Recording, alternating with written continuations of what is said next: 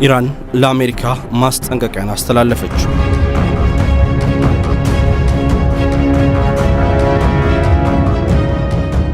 የኢራን መንግስት አሜሪካ በኢራን ላይ ማንኛውንም አይነት ወታደራዊ እርምጃ የሚወስድ ከሆነ የአጸፋ መልስ እሰጣለሁ ብሏል። የአጸፋ ምላሹም አሜሪካንን ብቻ ሳይሆን ለአሜሪካ ድጋፍ የሚሰጡ ሀገራትንም የሚጨምር ነው ብሏል።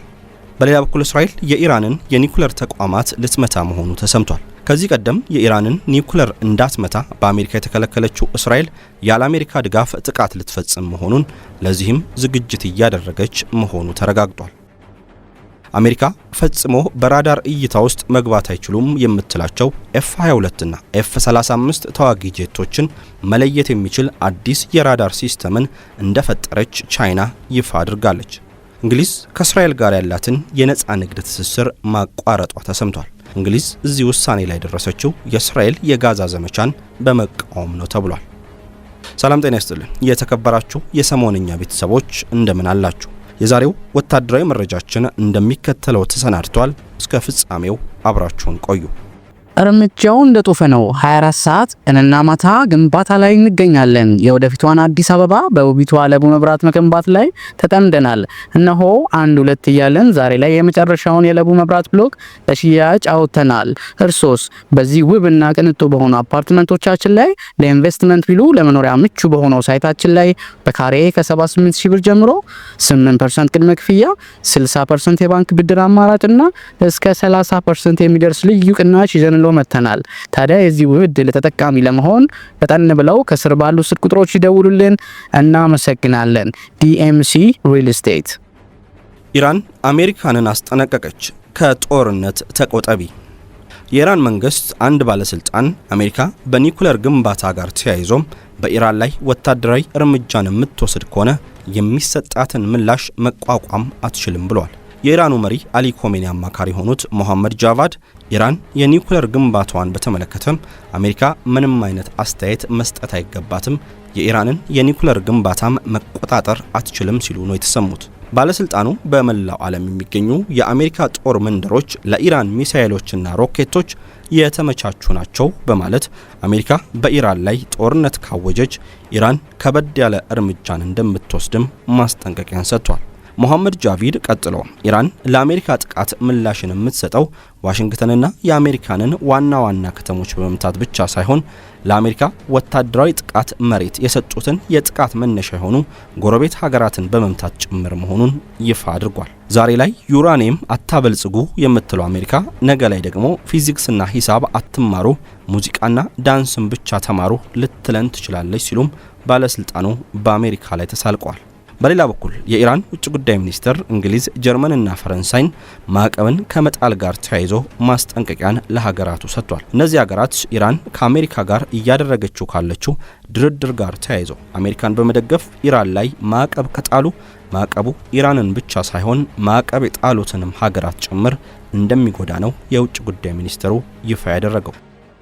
ዓለም አቀፉ የአቶሚክ ኢነርጂ ኤጀንሲ ቴህራን የኒኩሌር ቦምቦችን ለመስራት የሚያገለግል የበለጸገ ዩራኒየም ክምችት መገንባቷን ጠቅሶ አስጠንቅቋል። ከቅርብ ወራት ወዲህ ትራምፕ ከኢራን ጋር አዲስ ስምምነት የማድረግ ተስፋን ያነሱ ሲሆን ያ የማይሆን ከሆነ ግን ወታደራዊ እርምጃ እንደሚወሰድ እየዛቱ ነበር። እስራኤል ተቀናቃኟ ኢራን የኒኩሌር ጦር መሳሪያ እንዳታገኝ ማድረግ የረጅም ጊዜ ደህንነቷ ዋና ማዕከል አድርጋ ትመለከተዋለች። ባለፈው ዓመት ኢራን ቀደም ሲል በእስራኤል ላይ ለፈጸመችው የሚሳኤል ጥቃት አጸፋም የኢራንን የኒኩሌር ጣቢያ መምታቷ ይታወቃል። ኔታንያሁ በዋይት ሃውስ ንግግር ሲያደርጉም ኢራን የኒኩሌር ጦር መሳሪያ እንዳታገኝ ለማድረግ እኛና አሜሪካ ሁለታችንም አንድ ነን፣ በሊቢያ እንደተደረገው ሙሉ ለሙሉ በዲፕሎማሲያዊ መንገድ ሊደረግ ይችላል፣ ያ መንገድም ጥሩ ነው ብዬ አስባለሁ ብሏል።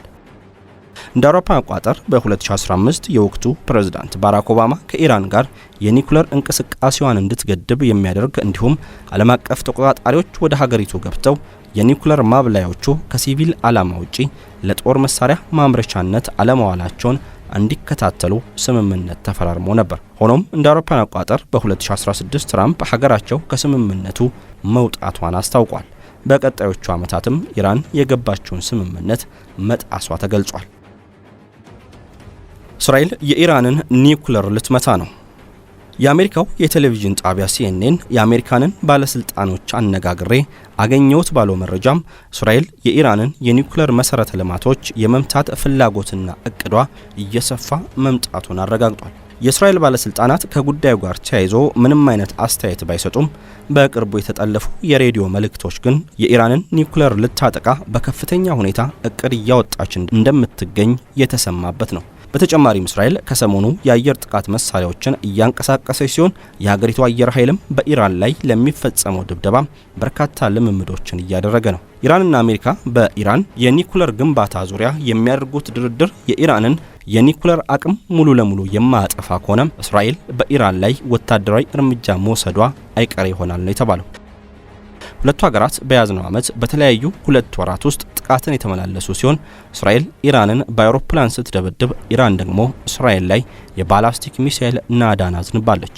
እስራኤል በኢራን የኒውክሌር ተቋማት ላይ ጥቃትን ለመፈጸም ፍላጎት ያላት ቢሆንም ዶናልድ ትራምፕ የእስራኤልን ሐሳብ ባለመቀበላቸው እስራኤል ጥቃቱን ሳትፈጽመው ቀርታለች።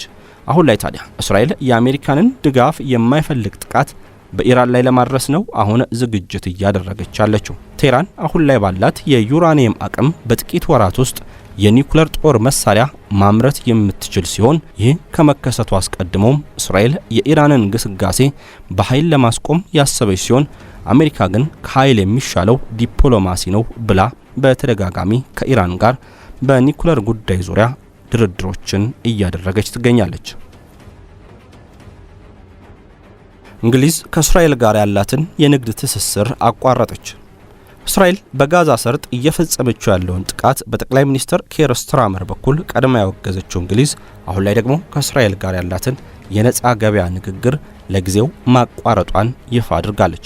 የንግድ ትስስሩን ከማቋረጥ ባለፈም አምባሳደሯን የጠራችው እንግሊዝ በዌስት ባንክ ያሉ ህገወጥ ሰፋሪዎችም አካባቢውን ለቀው እንዲወጡ ትዕዛዝን ሰጥታለች።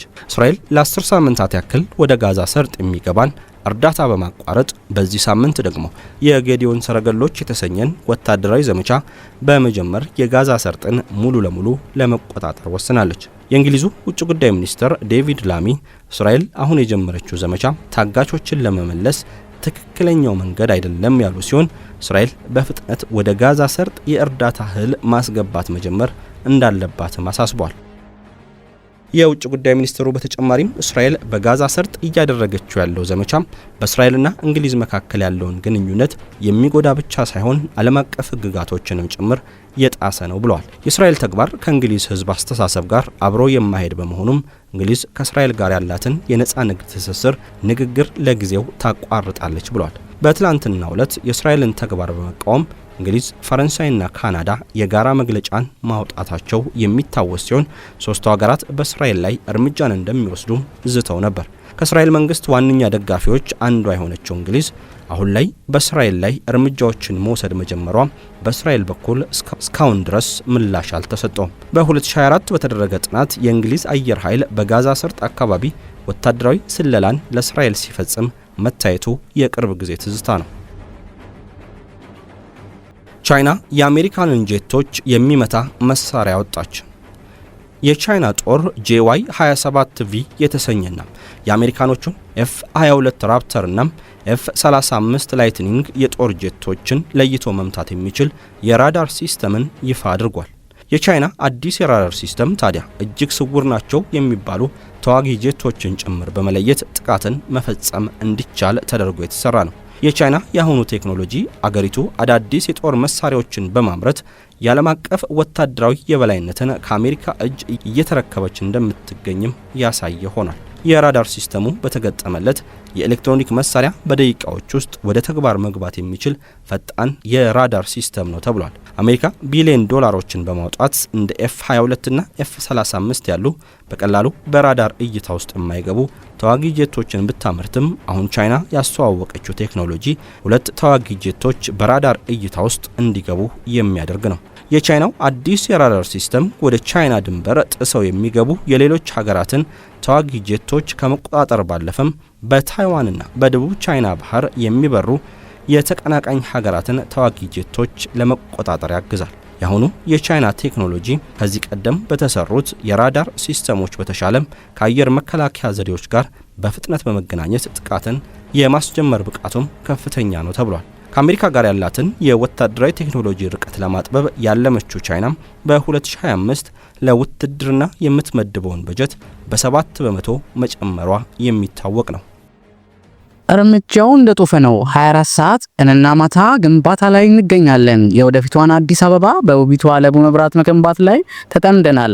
እነሆ አንድ ሁለት እያለን ዛሬ ላይ የመጨረሻውን የለቡ መብራት ብሎክ ለሽያጭ አውጥተናል። እርሶስ በዚህ ውብና ቅንጡ በሆኑ አፓርትመንቶቻችን ላይ ለኢንቨስትመንት ቢሉ ለመኖሪያ ምቹ በሆነው ሳይታችን ላይ በካሬ ከ78 ሺህ ብር ጀምሮ 8% ቅድመ ክፍያ፣ 60% የባንክ ብድር አማራጭና እስከ 30% የሚደርስ ልዩ ቅናሽ ይዘን መተናል። ታዲያ የዚህ ውብ ዕድል ተጠቃሚ ለመሆን ፈጠን ብለው ከስር ባሉ ስልክ ቁጥሮች ይደውሉልን።